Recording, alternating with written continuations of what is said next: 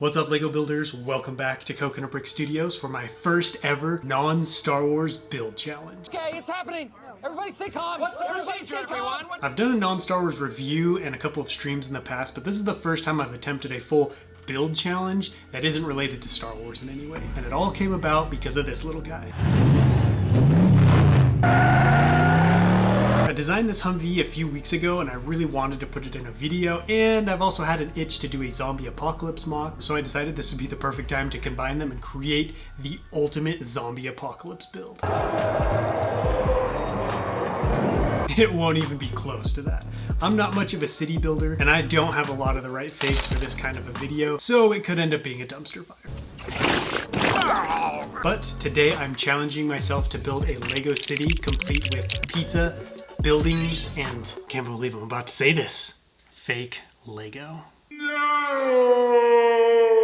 Then, once it's all built, I'm gonna invade the whole thing with zombies. And as if that wasn't hard enough, I'm going to try and refrain from using any Star Wars minifigs or references or Easter eggs. So if you're ready to watch a potential train wreck of a build come together, don't forget to execute order 66 on that like button, and well, let's get building. This is gonna be a real simple city block with a road, sidewalk, and some buildings. I want to do some laying out first so I know how big everything will be and where it's all gonna go. I had to do some research before starting this, since even though I've been fortunate enough to live on Earth my whole life, I've never really built a generic Lego city and I don't really know what techniques or colors to use. Other than the sidewalks, of course. Not to brag, but after finishing my giant Coruscant mock, I'm basically a master of sidewalks. The first building is gonna be a shop, and to further show you how unprepared I am for this video, every door you see me using for this build had to be purchased like 2 weeks ago. For you interior fans, I'm adding some food stands full of everything you need for a well-balanced diet.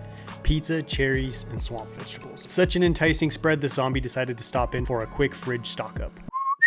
From my research, I saw that a common build technique was to make the bottom half of a building one color and the top half another color. The top half, I'm gonna go with dark tan since it's one of the few colors I have in abundance. Being a Clone Wars mock builder, I feel like my parts collection is vast in quantity, but very limited in color. If it's not gray, green, black, or dark tan, I'm in trouble. I'm putting in some very simple windows as well so it doesn't look too much like a prison, and stole a bed from my Lego treehouse since, hey, even in a zombie apocalypse, you still need your me time. The roof is just gonna be some plate to match the bare minimum vibe of this shop, but don't worry, we're gonna revisit that in a bit with some plants to add some color and a garden to hide and eat cookies in. Building number 2 is gonna be just as simple. It's not that I'm a bad builder, well, maybe I am, but it's hard to go from very simple, efficient, and mean looking builds like bunkers, bases, and tanks to building quaint little buildings with lots of fun little details like balconies and arched windows.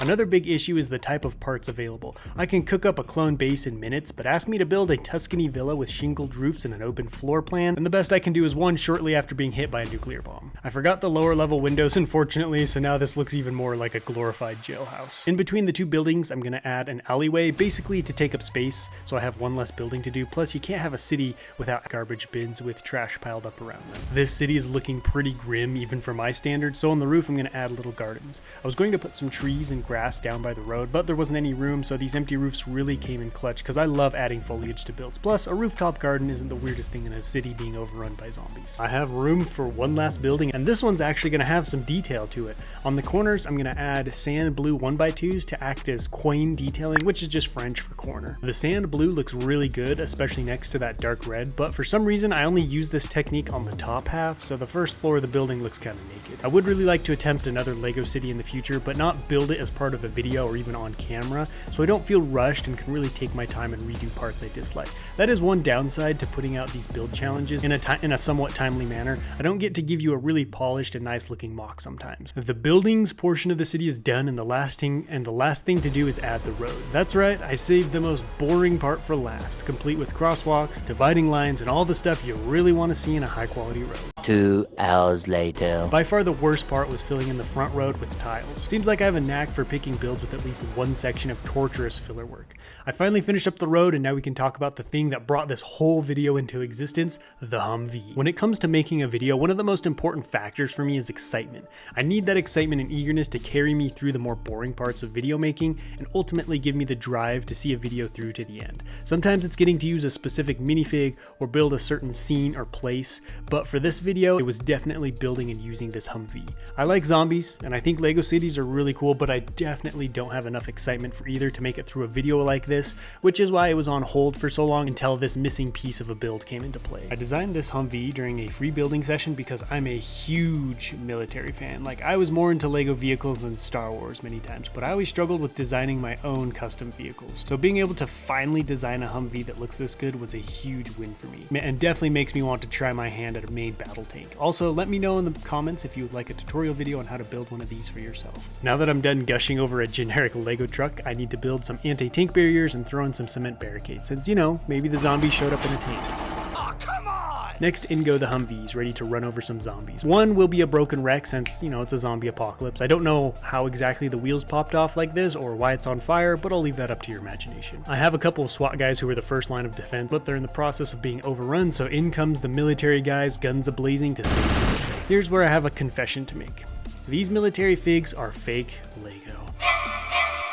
Lego doesn't make any kind of military figs, so I had to make do with these custom figs. One guy is reaching into the back to grab a secret weapon, perhaps? No, just his lunch. The defenders are ready, and now it's time for a very reasonably sized and pretty dispersed zombie attack. I don't have a lot of zombies. In fact, everyone you see had to be purchased for this video, but at least I have a foundation to build on next time I do a video like this. Oh yeah, there are more zombie videos to come. I have some grouped around what seems like nothing, but there's still one thing left to add.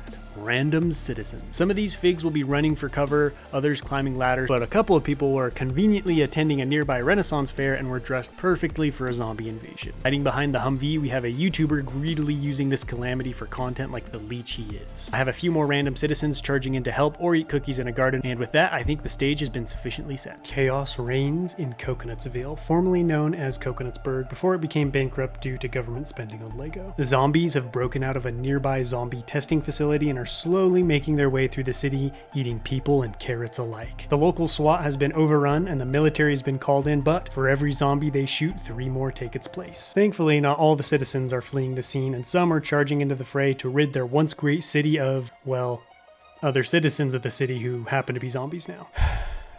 This video was both good and bad. It was nice to finally build this idea and bring it to life, as I've been thinking and planning it for some time, and now I can move on to other projects. The bad was, well, the mock. It didn't turn out as good as I had hoped. The previously mentioned lack of the right parts and experience in building cities really handcuffed me, and while this was a fun idea, I think I'm going to stick with mostly Star Wars stuff moving forward. So if you're worried I was going to turn into a city builder, rest assured, the Clone Wars mocks are coming back. Also, if you managed to catch the lone Star Wars Easter egg that snuck into the mock, you get a gold star. I was really pleased to be able to use that Humvee in the build, and honestly, I kind of want to remake this whole mock but smaller and more detailed in my free time, maybe as a Patreon exclusive series. It's just kind of a cool way to display that Humvee. Let me know what you thought of this overall idea and mock in the comments, and I will catch you next time, but until then, happy building.